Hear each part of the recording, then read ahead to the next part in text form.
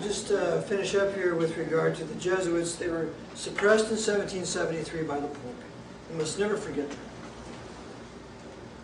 And they were suppressed by a papal bull, Dominic Ac Redemptor Noster, and it was a bull of suppression and extinction forever.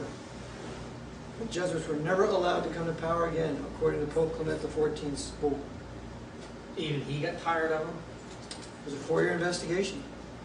After 4 years of investigation, he said that they have completely departed from their purpose, and he suppresses them forever, and he forever forbade anybody to talk about it or write about it. Amen. So the Jesuits then, because they never forget or forsake, they poisoned him. They poisoned him with a very unique poison called aketa. And depending on the dose, depends on how soon or how slow the victim will die. And I get into this poisoning, that he was poisoned by the Jesuits, that everybody in Italy knew the Jesuits had done it. And as a result then, when they went to embalm him, they removed his intestines, they put it in a box. The box exploded. It was so horrible, the stench, that they had to stop the embalming. They came back the next day, his skin had turned black, his fingernails had fallen off, his hair had fallen out of his head, and so they then had a closed casket for the funeral of the Pope. Died from natural causes. Died from natural causes. So then, after the Jesuits were suppressed by the Pope in 1773, you remember they had been expelled from Portugal and all the Portuguese holdings in 1759. They had been expelled from France and all French holdings, including the Louisiana Purchase, for which reason Jefferson purchased it from Napoleon so that the Jesuits would not be forced to leave Louisiana. So they were expelled from all of the French holdings, and they were expelled from all the Spanish holdings, which included all of South America. And this is what is illustrated in the Masonic Rite of Hiram Abiff. Hiram Abiff is the Jesuit order. The Hiram Abiff is killed by 3 ruffians. The 3 ruffians, Portugal, Spain, and France. The Jesuit order is dead. But who brings the Jesuit order back to life? Why, the worshipful master of the lodge whispers the secret word Mahabon in his ear, which is phallic, and gives him the right hand of fellowship and raises Hiram from the dead again. The worshipful master is the Pope. So the 3 ruffians are France, Portugal, and Spain. The worshipful master is the Pope. And so this is the 3rd degree in Blue Lodge Freemasonry, where the Jesuits are, through a parable, telling their history. All right. So what do the Jesuits do now they're suppressed? Why, the Jesuits decide to start the Illuminati with Adam Weishaupt. Weishaupt is a teacher at Ingolstadt University of Canon Law, and so then he starts the Illuminati, and his name is Spartacus.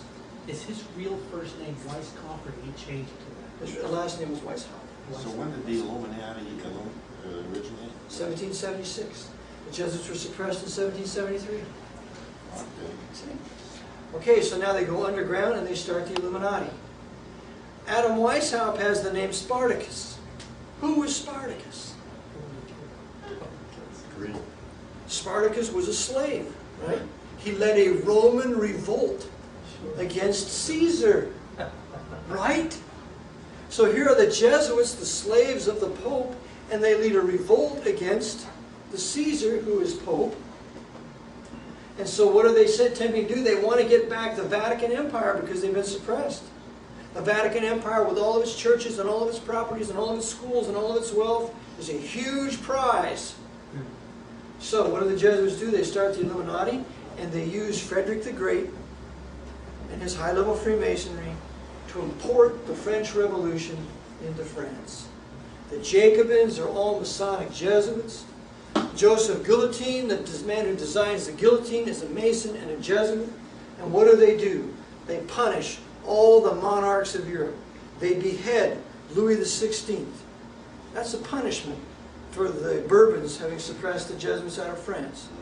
They behead Marie Antoinette. Why, she's the daughter of Maria Theresa. She's a Habsburg, because Maria Theresa expelled the Jesuits out of Austria in 1773. The Jesuits then killed the Dominicans, because the Dominicans had taken away the Inquisition from them. So they began to kill as many Dominicans as they can in France with the French Revolution.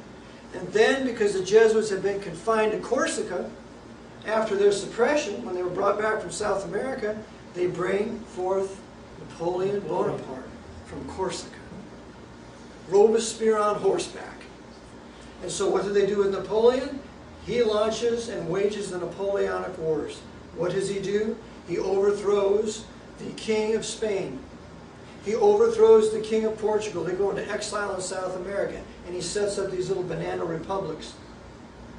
Napoleon goes to war against the Knights of Malta on the island of Malta because the Knights kicked them off in 1768. In 1798, Napoleon lands there with his navy.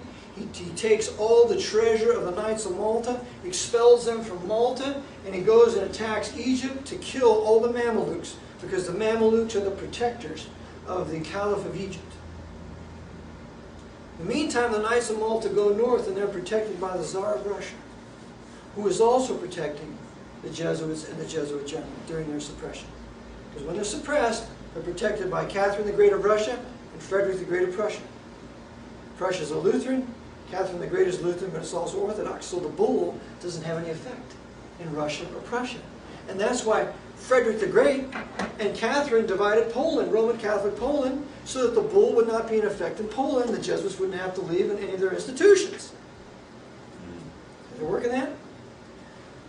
All right, so Napoleon conducts his war. He begins further to destroy Protestant Prussia. He attacks Russia, but he attacks Russia for the purpose of sacrificing his army. Because the Jesuits do not want all these nationalists, all these patriots who were German, French, and others returning to Europe when the Jesuits are anticipating setting up the Holy Alliance and bringing back the horrible kings that were in exile in England, or France, and Spain, and others. So they sacrificed Napoleon's army. You read Tolstoy's War and Peace. He will tell you how Napoleon ignorantly and stupidly sacrificed his army, took the wrong way out of Moscow, out of Russia. He deliberately sacrifices his army there. Just like Adolf Hitler deliberately sacrificed his army in Russia. Just as our Joint Chiefs of Staff are going to deliberately sacrifice our armies in the Far East and in the Middle East. Those guys are finished. They're going into a place where there is no retreat. You sink those aircraft carriers, they can't get out. And they're surrounded by fanatical Muslims. And if they do blow Mecca and Medina before that, they will be absolutely vindictively murdered.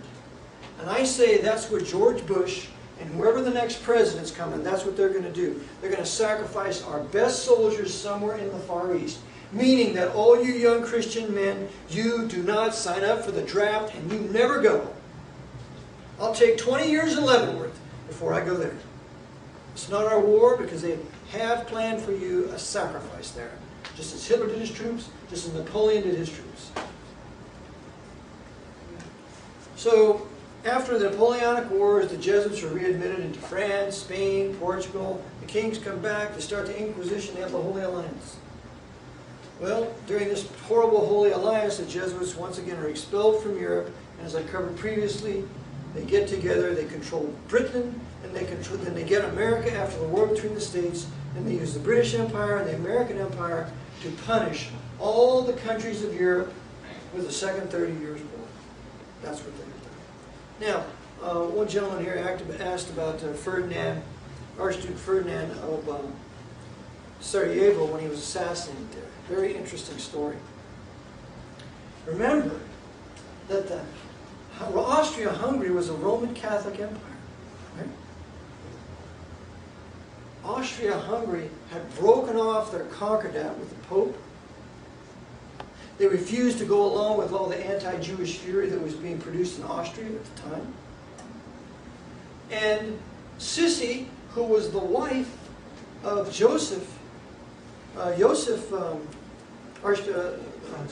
Franz Joseph, The Jesuits murdered her in Geneva. They had their assassin, their anarchist assassin, file to file with a point, walked up to her and stuck it into her heart.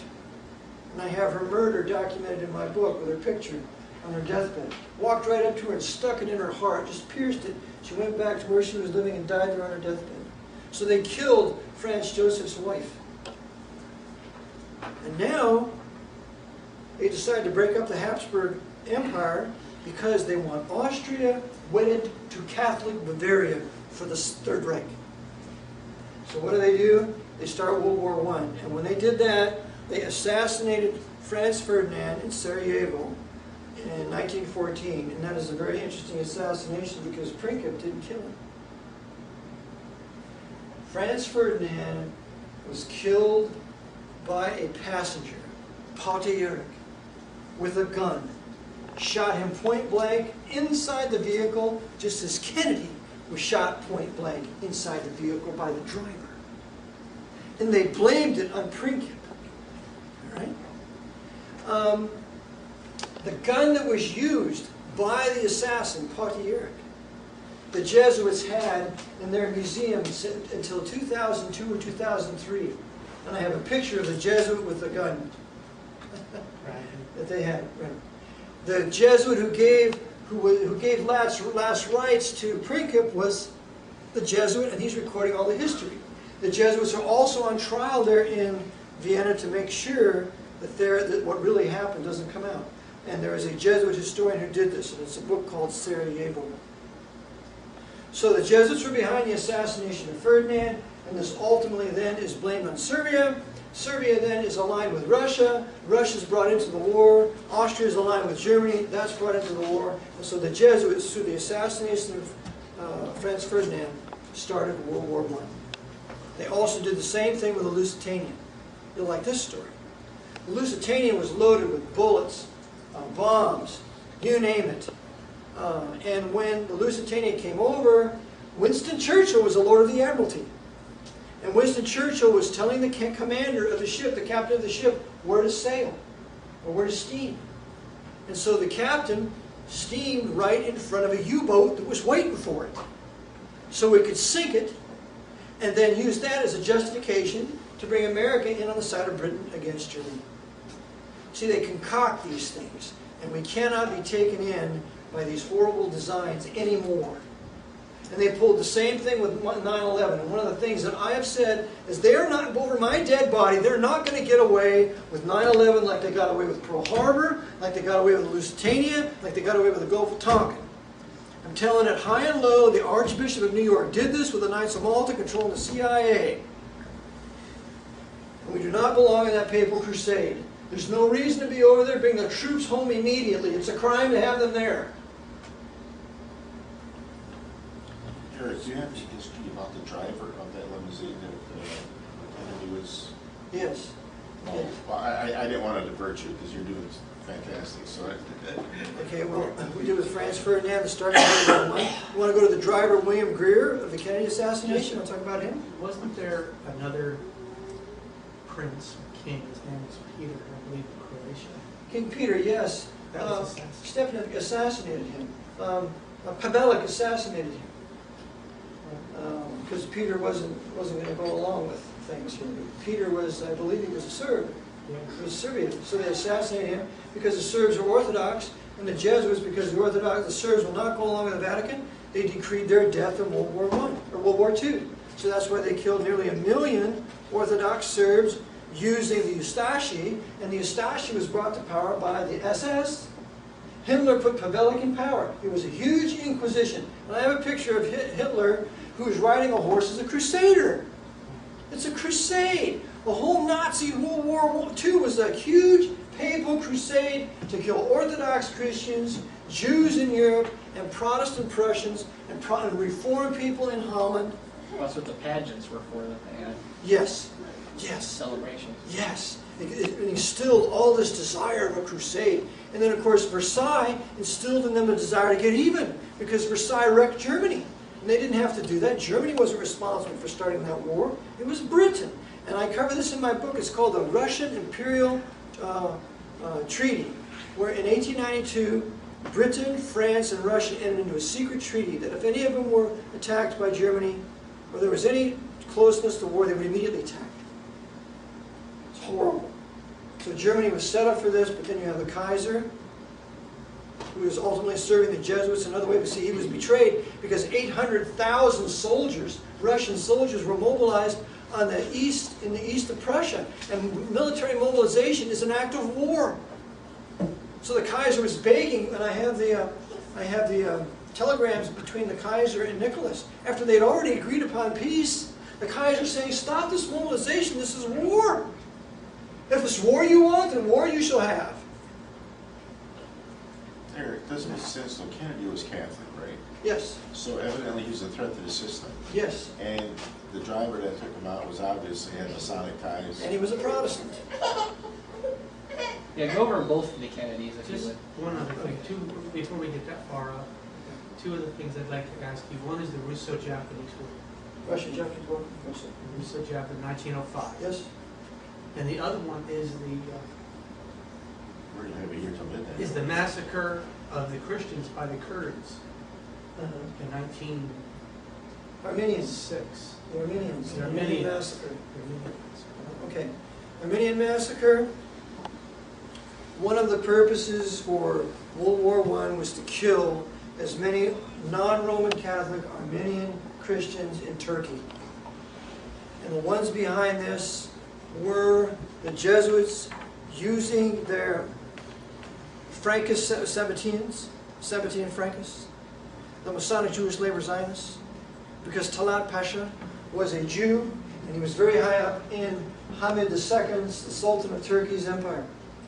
And so they worked together in the mass murder of the Armenians, and so did Kaiser Wilhelm II. He countenanced all that. And John Foster Dulles, he countenanced that too. Who later became Secretary of State under Eisenhower. He countenanced all that. It was a massacre, and the Turks today deny that it happened. They're Armenian Holocaust deniers. There's 2 million people, that's right, from about 1895 to 1920. So it was a Vatican annihilation, and I want to get this, using Islam. They used Islam to do their dirty work.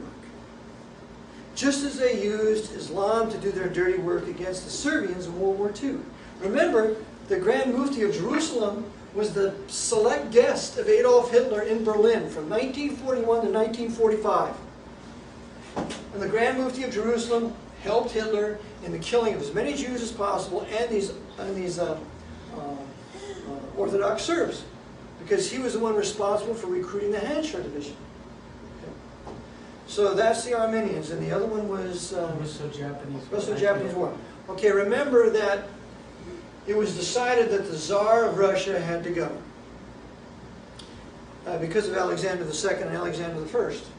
And by the way, the Jesuits were still suppressed in Russia at this time because they were suppressed in 1820 by Alexander I. Alexander also shut every Masonic lodge in 1822, and for which he was poisoned in 1825. Praise God, I like him. I have a picture hanging up of that guy. So the Jesuits decided that it's the end of the Tsar. So Nicholas II was going to go along with this. So what happens is the Japanese sneak attack the Russian Navy that had been built by John Paul Jones. And they sink it. They destroy the Russian fleet. And remember, the Russia has been under attack since the Crimean War in 1856 to 59. That's when they lose the holy sites in Jerusalem. That's when the British, the French, and the Turks attack Russia. They're busy hammering down Russia at this time, Tsarist Russia, because they want to conquer Orthodox Russia, the third Moscow, from the Pope. So now, in 1904, they have the Russo-Japanese War. They destroy his fleet. And guess who is the intermediary, the guy who negotiates the peace between Japan and Russia? Dirty Theodore Roosevelt, for which he gets the Nobel Peace Prize. Okay? And remember at this time also that Emperor Meiji is the emperor that the Jesuits put in power when he was 12 years old after they assassinated his father, Emperor Komi, at 36, for refusing to allow the white men to enter Japan, for refusing to allow any other Catholic Christians into Japan again. So they control Japan. Japan is a sword of the church because they control Emperor Meiji. They control Germany through Kaiser. They control the Islamic Muslims in Turkey through Hamid II in killing off the Armenians. They're controlling all these different monarchs, even though they have different religions, but they're all serving the purposes of the Vatican. That's why we can never get thrown off by saying, well, Kennedy was a Catholic. Why did they kill him? We can never get thrown off like that because they kill their own. For example, let's go to Kennedy now.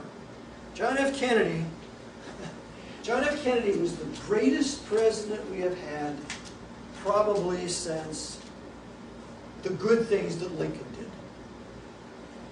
John F. Kennedy wanted to end the loopholes for the U.S. steel industry and for the oil industry. That would have brought in $300 billion. Well, the steel industry is run by J.P. Morgan, that company. Who owns J.P. Morgan? The Knights of Malta. The Federal Reserve, the Knights of Malta run it. We have the oil industry. Who runs the oil industry? Why, the Knights of Malta. George Herbert Walker Bush. William F. Buckley Jr. He's big into oil. And so Kennedy is opposing the very men who helped to put him in power. Kennedy wants to print, he prints United States notes. He prints, I believe, nearly $5 billion worth of, like 4.2, something like that, of United States notes. When you hand around a United States note, nobody gets any interest on it. When you hand around the Federal Reserve note, monopoly money, you got to pay interest on it to the Federal Reserve. Okay? He's taking on the Federal Reserve. What does Kennedy want to do? Kennedy refuses to participate to help give Israel nuclear weapons. So Ben-Gurion hates his guts. Right? And so that's why Yitzhak Rabin was in Dallas on the day of his assassination. Just hanging out, just happened to be there. Right? Kennedy, he wants to break the CIA into 1,000 pieces because Kennedy is really an anti-communist. He doesn't want Fidel Castro in Cuba. And so, there's a new book out called Ultimate Sacrifice. You want to get it. Some 900,000 pages. In that book, Ultimate Sacrifice, it tells you that Kennedy planned the attack on Cuba to take it back on December 1st, 1963, 2 weeks before his assassination. If he would have taken Cuba back and given it back to the Cuban people, guess what? No staging base for our invasion. Kennedy warned about secret societies. Kennedy in 1960 said that no pope will tell the American president what to do as long as I'm president. He openly repudiated the temporal power of the pope. I have it on record. I have the speech. I recorded it in my book. For doing that, when he did that, that's when they set in motion his assassination. And they decided, we're not going to just kill him with a poison cup. We're going to slaughter him. We're going to make an example out of him. Just as Ignatius Loyola says in the spiritual exercises, or in the secret instructions. We're going to blow his brains out. We're going to do it at 12:30 in the afternoon in Dallas, or wherever we're going to do it, so everybody gets to see, and we're going to film this with several film people, and we're going to show this to all the presidents, the kings, and the military dictators around the world to show you, if you think you can resist us, we can kill an American president, and nobody goes to jail. Nobody gets prosecuted except Clay Shaw. And if we can do that in free America, we can do it in Russia. We can do it in China. We can do it anywhere. That's what that was for. How was the driver able to get by with what he did? Simple. Simple. They shot him in a special place on Elm Street. By the way, that's why they named Freddie on Elm Street. Oh. Because it's on Elm Street where they killed Kennedy. That's the only reason why they named it Elm Street. And so what they did was they got him right in front of Abraham Zapruder with his millimeter, with his camera, with his video. Abraham Zapruder was a 32nd degree Jewish Freemason, and he had 2 CIA front operations. Zapruder was CIA. That's why they let him stand there. They ran everybody else off the grassy knoll. There was nobody there. Nobody's there. That's why they let him stand there. And his secretary is standing behind him, steadying him. And his secretary is the wife of George de Mohrenschildt. And George de Mohrenschildt is the one who handles Oswald after he comes back from Russia. And George de Mohrenschildt is a big oral baron, and he's a Knight of Malta. His brother is a Russian noble and a Knight of Malta, Dmitri von Mohrenschildt. Okay? So, here's Zapruder. He's going to film this now. And he films it high. Because if you remember looking at the Zapruder film, you don't see the whole car. He films it high. Because there's 2 shooters that are going to shoot him from the front. William Greer, he brakes, he brings the car almost to a complete stop. He looks, and he brings his .45 over, and he shoots Kennedy. Because remember, William Greer's left-handed, and he's a SEAL. He's a Navy SEAL. He was CIA. Also, in addition to Secret Service, and the driver. And the guy who's controlling Greer is James J. Rowley, whose brother's a Jesuit. Where did that bullet hit him? Hit him right here. Shot? No, the throat was before. The throat was near the overpass. Kennedy gets a bullet in the throat, first of all, before the kill zone, and he brings his hands up. Then he's shot twice in the back by the follow-up vehicle, George Hickey, who's shooting him with an M16. Yeah, you read about that. Menninger, Mortal Error. The book is called Mortal Error. And Howard Donahue was a ballistics specialist. He said, even though he said Kennedy got hit in the back of the head, but he said for sure Kennedy was shot from behind by Hickey. So he shot then twice in the back. He's already got one in the neck. Excuse me. And then as he's in Jackie's arms, Zapruder's filming this, and simultaneously he gets 2 headshots.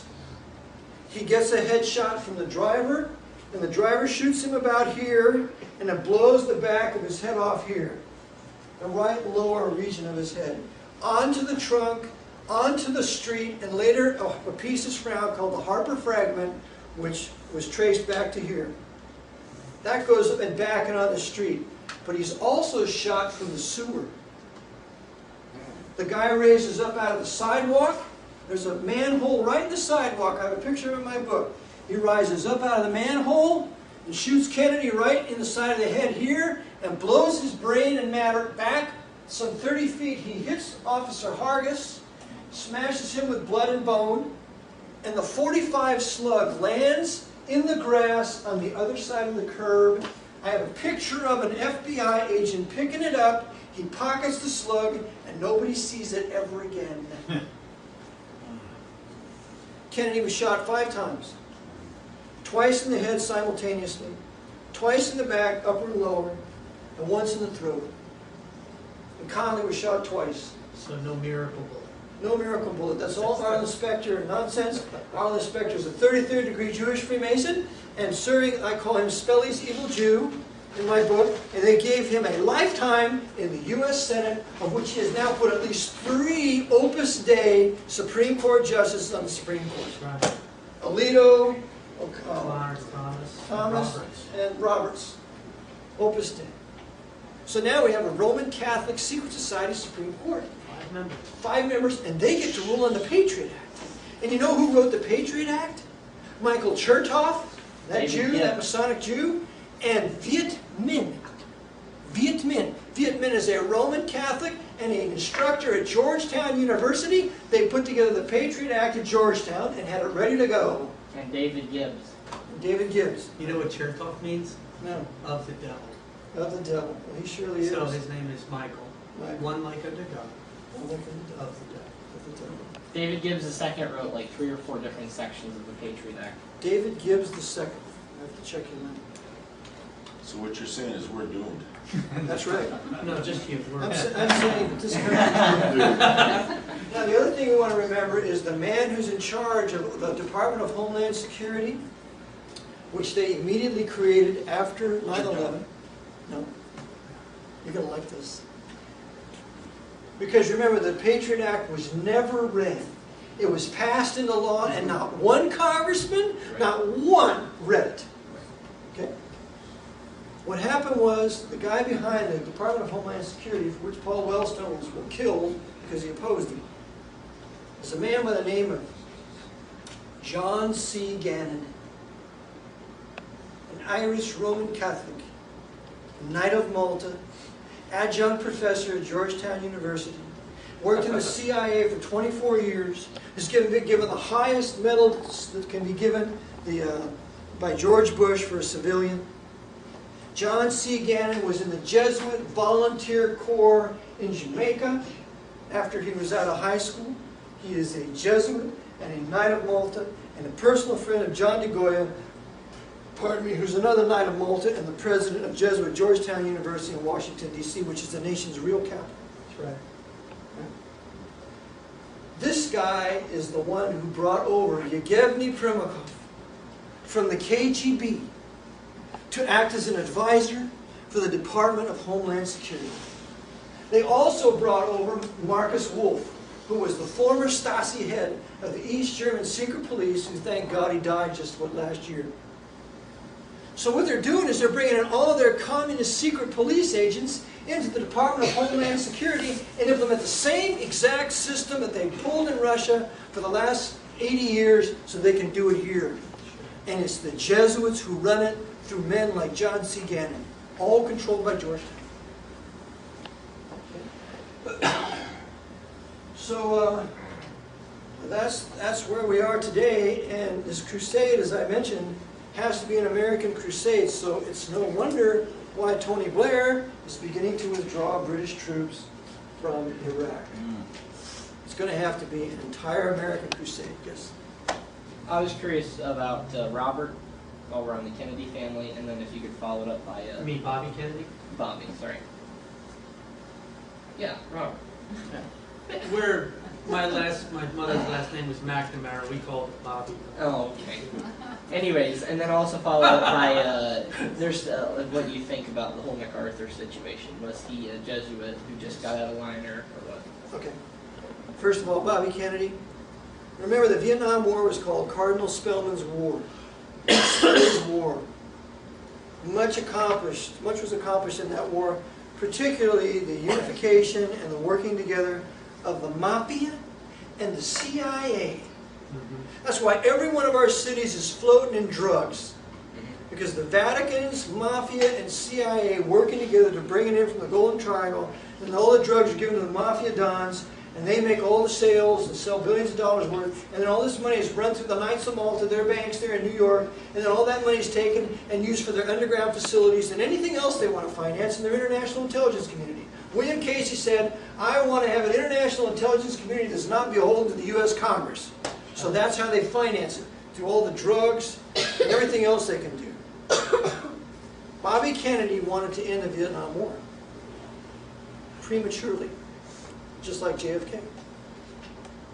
Well, that was not good, because that was Spellman's Inquisition. And it later became Cook's Inquisition, Cardinal Cook. So because Bobby wanted to end the Vietnam War and he wanted to continue to prosecute these Mafia Dons, he was killed by the same people within the CIA and military intelligence that killed his brother. They killed him in Los Angeles, in control of the Los Angeles Police Department.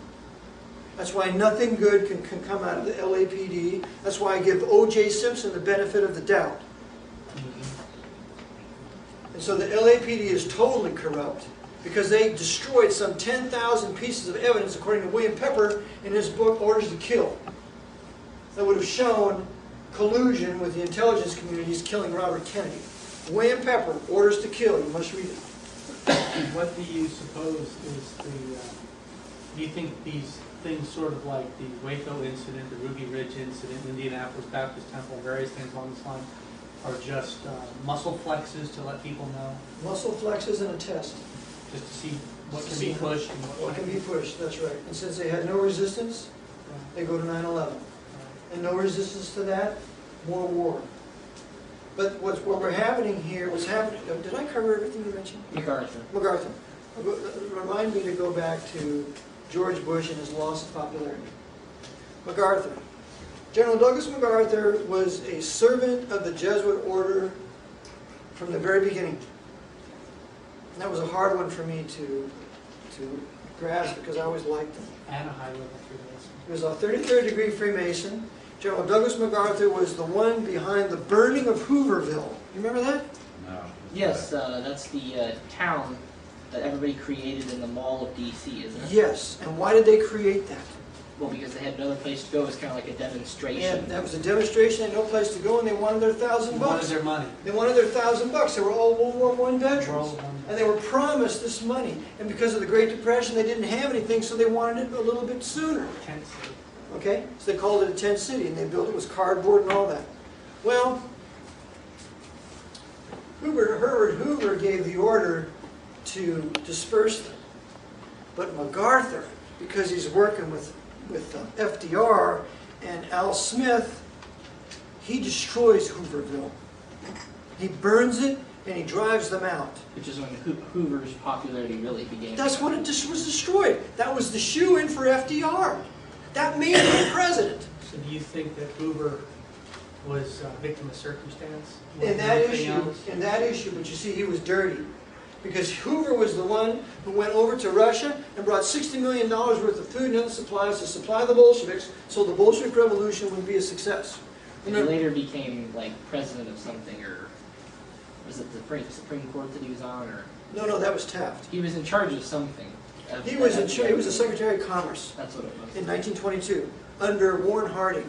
Warren Harding was another 33rd degree Freemason, but he was a very good president as far as the things he implemented. No internationalism, no League of Nations. He did a whole bunch of good things, but they poisoned him too. So anyway, that's what happened to MacArthur. So MacArthur then, they use him and he conducts the war in the Far East. And the war in the Far East was completely managed. It could have been won easily. There was no reason for Tarawa and Iwo Jima and all those sacrifices. They were not necessary. But MacArthur's part of the betrayal of the Indianapolis. MacArthur's the builder of the Cold War. There's huge communists over there. We have this communist threat that's going to come and it's going to kill us all. It's nonsense. The communists couldn't make a wheelbarrow. Nothing covered. They couldn't do anything. Russia was not. They had no paved roads in the name of Christ. They had nothing. They were never a threat unless communist Russia and China was built by American industry. And they needed more time. And because Kennedy wanted to end it prematurely, because our enemies weren't quite yet built, they killed him. And MacArthur played along with it the whole way. He continued to beat the anti-Cold War drum. What about Korea?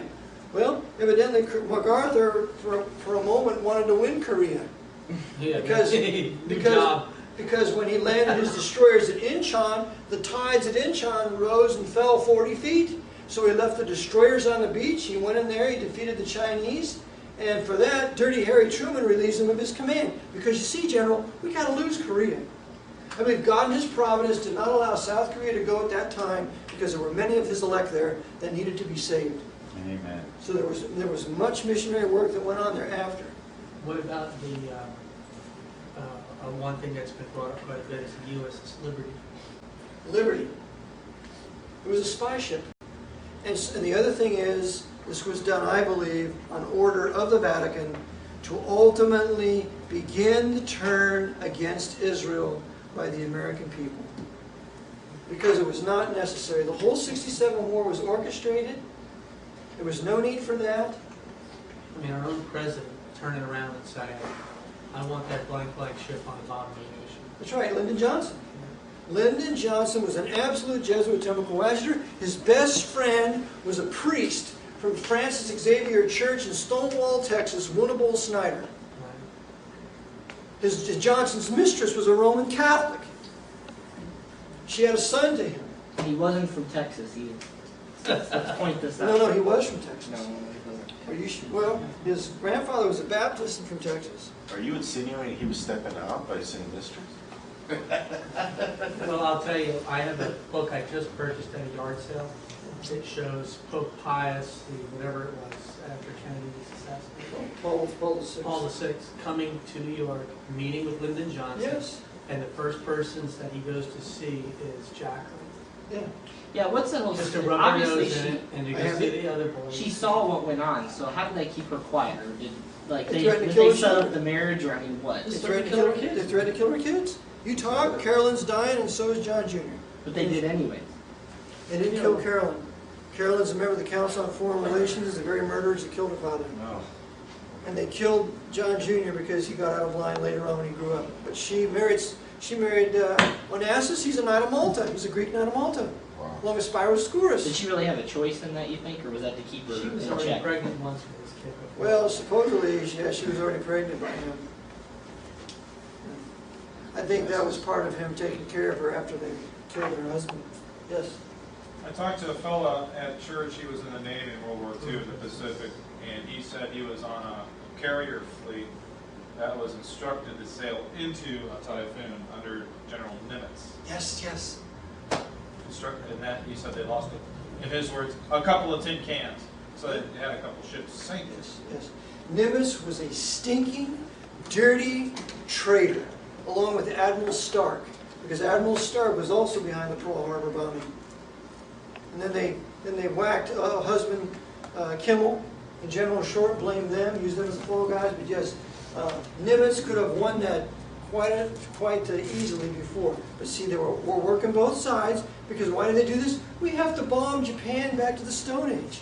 And after we bomb Japan and totally destroy everything of its ancient culture, then we're going to rebuild it so it can make cars, and so it can be this huge commercial empire, to use it on the side of China for our future invasion. Do you suppose that we have outside in the political realm or in the governmental realm of the world, do we have any allies? No. America doesn't have one foreign ally anymore. They've all been betrayed. Do we as Christians have any allies outside of Christ? Not that I know of. George W.'s popularity. You'd said mention that to you. Oh yes, George W. George W. Bush, of course, is skull and bones. He's a Mason. His father's a high-level Mason. His brother's a Knight of Columbus. His uncle's a Knight of Malta. He's dirty, dirty, dirty. And before 9/11 happened, George Bush took a trip to Rome and conferred with Pope John Paul II as they worked out all the arrangements.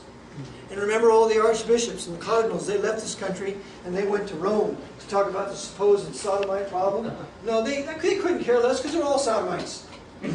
What they did was they were planning for the attack of 9/11. Because remember, the cardinal, the archbishop of a city, he controls the government of that area, and then the Jesuits control, the Pope controls the archbishop, and the Jesuits control the Pope. So George Bush then was involved in 9/11, and then after that, they used that to ignite this war, but I've said that his popularity must go down. And this is exactly what's happened. His popularity must go down, down, down. And he's talking about weapons of mass destruction that didn't exist. And remember Valerie Plame and her husband Wilson? Right. He's a decent guy. Wilson told the truth. He said Niger never tried to get, was never approached by getting any atomic substance from Iraq. It's all a lie. And then Valerie Plame is betrayed not by Scooter Libby, but Dick Cheney and George Bush. And who knows how many CIA agents were killed over that, betrayed. So in the meantime, George Bush, his popularity is going down, down, down, down. And he's saying these people are dangerous, they have weapons of mass destruction. We could very well get nuked here. I have a book called Endgame by 2 American generals. So you're saying they're setting him up? Absolutely.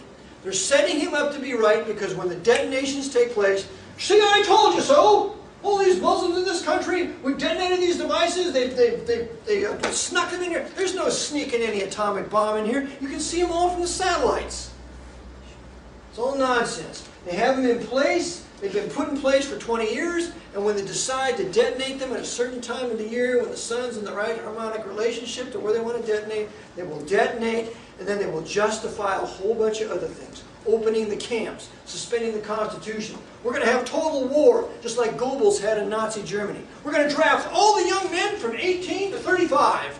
We're all going to fight those Muslims and kill them because look what they did to us. When in fact it was the dirty, stinking intelligence communities run by the Vatican that did it.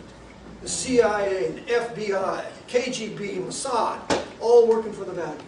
And that way the Pope can step up one day and go, I can fix this. And the other thing is this. Remember that the Pope's formal position is that he's against this war. Right. So it doesn't look like the Pope's really behind it when he caused it. The other position is this. Europe, we're not involved in this war. And that's why they're bringing Britain out of it, because Britain cannot afford to be a target for some Muslims that might want to bomb Britain. Because they left. Because they're leaving, that's right. Britain has to be in the Holy Roman Revised Empire of the Pope. And remember, the Anglican Church is thinking about reuniting with the Pope now. That's just what they want. So then when Britain gets out of this war, there's no reason for them to bomb any place in Europe. And when Mecca and Medina are blown, then they can, and then when they blow maybe northern Miami, maybe Houston, I'm very sure they're going to, I very strongly feel they're going to do Los Angeles. Maybe New York City, they're going to hit the Jewish populations and the historic Protestant and Baptist populations as much as possible.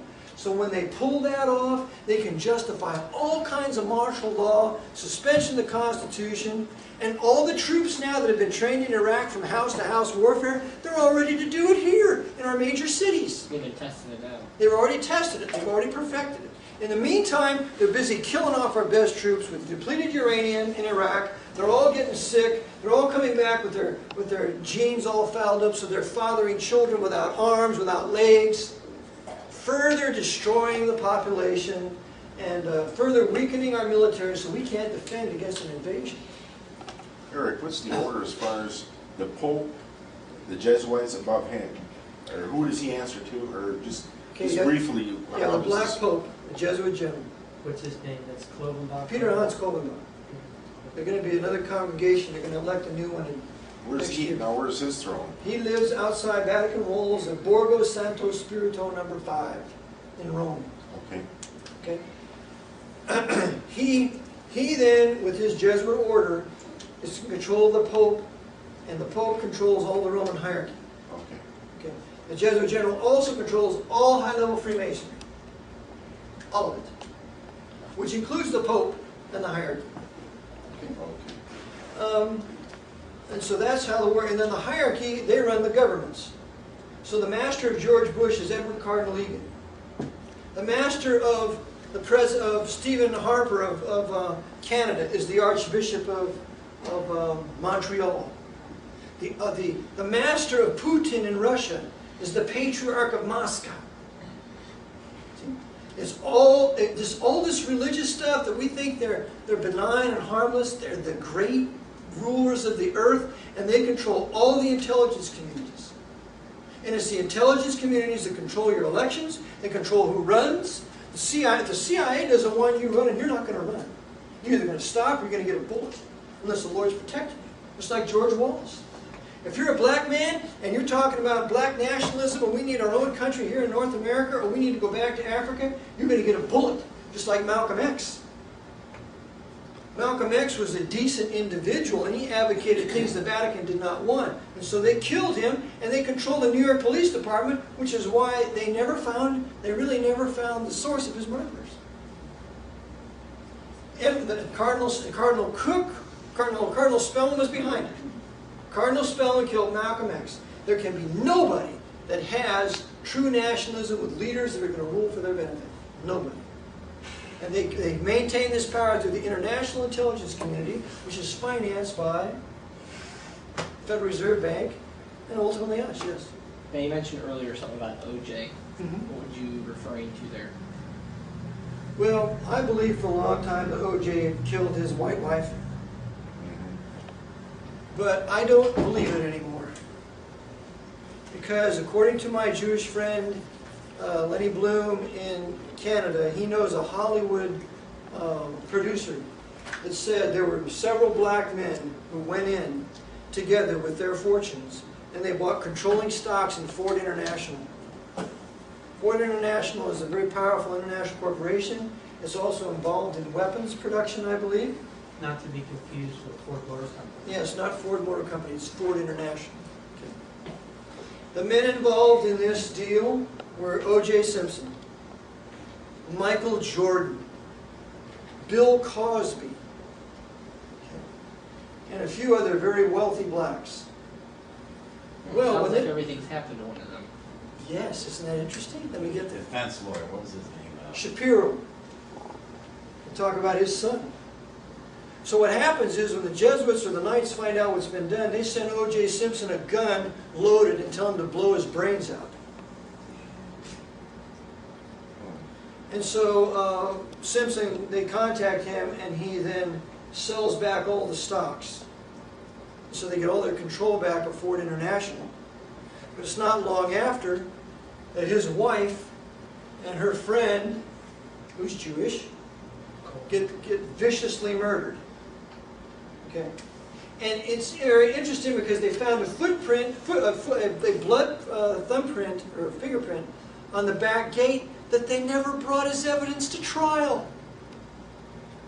You want to tell me why? The thumbprint or the fingerprint will tell you who it is. They refused to admit it into evidence at the trial. Why? Because it wasn't Simpson, that's why. And so now, after this happens, of course, Simpson's career is ruined. Michael Jordan's father is killed. Shapiro's son dies of a drug overdose. Bill Cosby's son is killed. Gunned down. Gunned down. You have all these guys that are killed that were related to this deal getting whacked. The odds are too great that it's by coincidence. And therefore, on those things alone, I say the whole investigation needs to be reopened. Mark Furman is a liar. And they deliberately threw the case and would not allow evidence to be brought in because it would have acquitted him and it would have led elsewhere. So rather they take it on to a wrongful death civil suit, and Simpson loses in that. I tend to think, no, Simpson is not guilty. If he was involved, he's not the only one. Eric, Yes. what would you say to those Christians, professing Christians today, that seem to be deceived by these mega churches, these big apostate Christian organizations that seem to be controlling what's going on today in terms of the Christianity? Well, I think your Pastor Mike here would be able to deal with that real well, but I'll just second it by saying that it's not of the Lord. It's not of God at all. And what are they doing? They're preaching an Arminian gospel. Yeah, no repentance. No repentance. Ask Jesus into your heart, and ipso facto, I'm going to pronounce you saved. It's no difference in the confessional.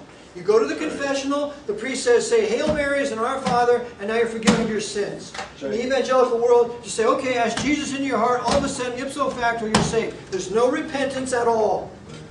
None. And so they're pronouncing people saved, and they're not saved. You know why they're not saved? Because I can tell what happens. There's never a political movement to undo any of this.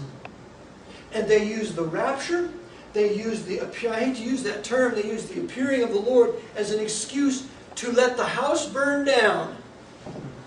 Instead of saying, no, I will occupy till He comes, and I'm not going to allow this to happen, just like our Baptist forefathers did.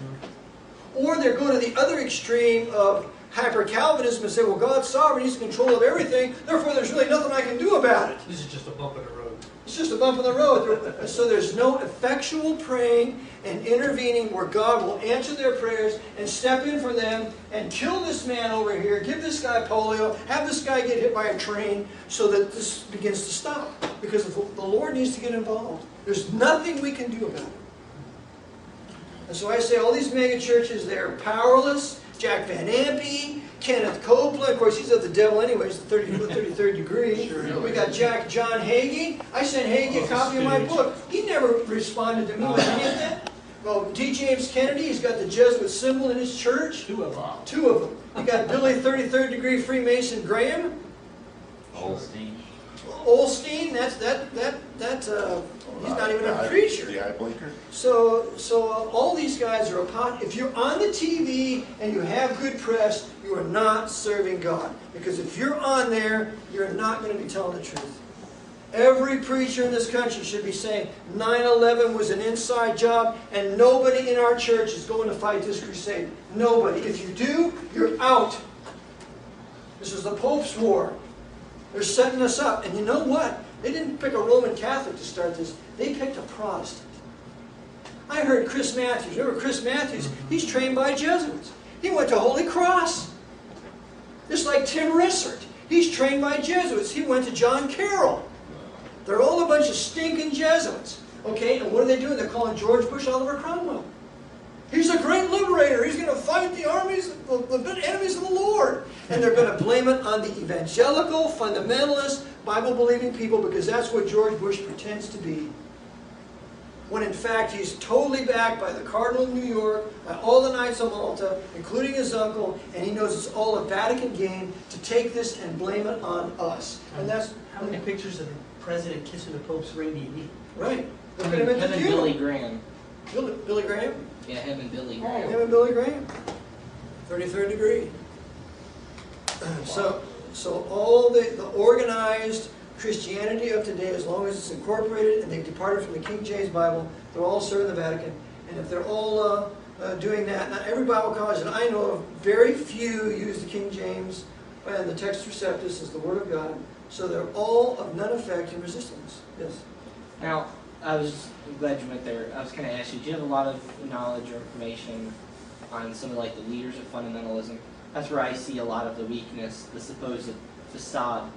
John R. Rice and some of these men who claim to be born again, who claim to be fundamental, and yet it's through their leadership that Christianity, true Christianity, went from the forefront to That's right. non-existent. They're all Arminians, brother. It's a free will gospel.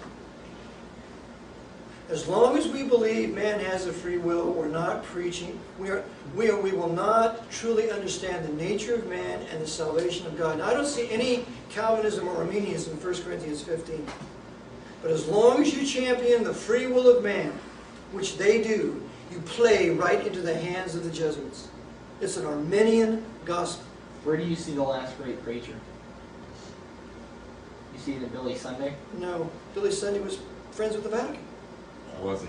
Yes. He made big mistakes in that, especially towards his latter ministry. Billy Sunday was an acrobat. He was an actor. He was an entertainer. And he was close friends with the Vatican, and he was behind women's suffrage. He was behind prohibition. Prohibition was a design by the Vatican to make their mafia rich. So who would you say is the last great American preacher? Yeah. I'll tell you one preacher I like listening to. He's a black preacher out of Baltimore. His name is Joe Brown. He's a great preacher. I used to listen to him every day on the way to Bible college. I don't know who you would say. Maybe J. Frank Norris. He was a good preacher. Yeah. He separated from the Southern Baptist Convention. He was a Baptist.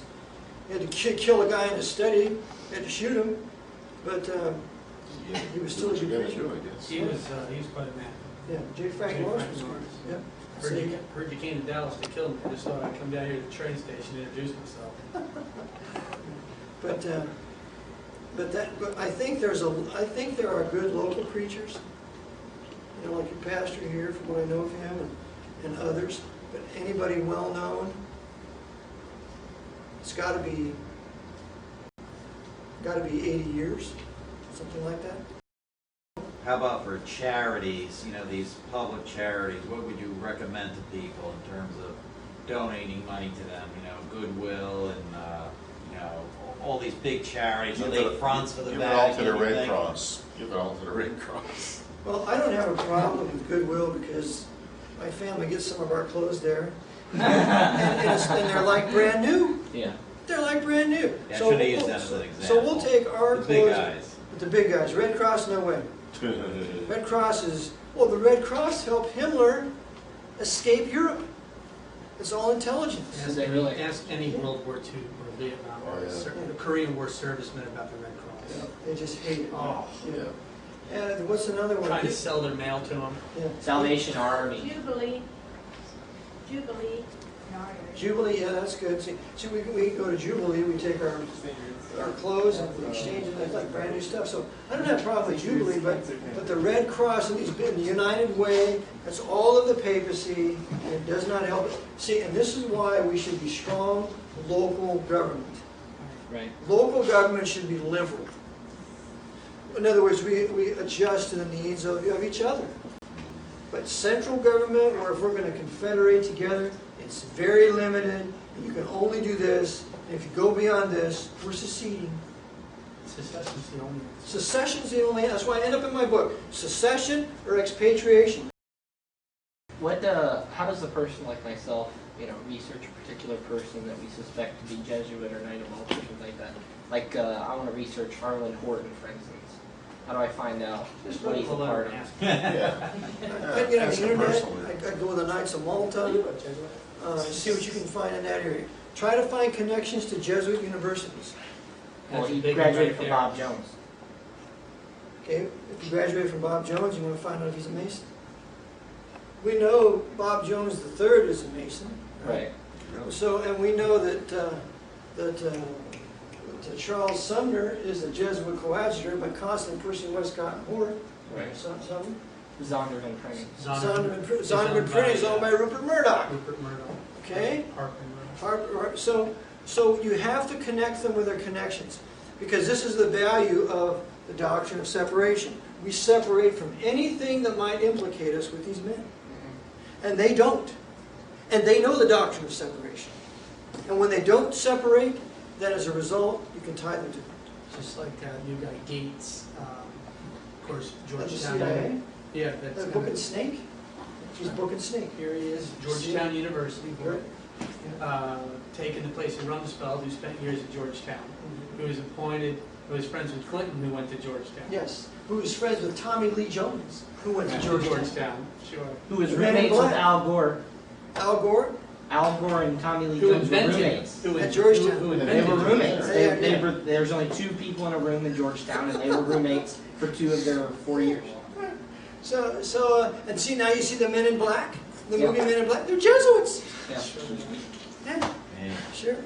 How about one last thing on Alberto? I mean, what's your, with all the reading material you've seen, what's your final understanding of them? Alberto Rivera was exactly who he said he was. He was a Jesuit with the 4th vow. And in fact, my friend Greg Szymanski, who I've done radio broadcasts with on arcticbeacon.org, he's had Mary Rivera on last week. So you want to listen to his interviews with her and Leo Zagami, who was a Muslim, but he was a Roman noble, Illuminati P2, and he confirms everything that I am saying, that the Vatican brought down the World Trade Center so they could have a crusade against Islam. And he came right out of P2 in the Monte Carlo Lodge.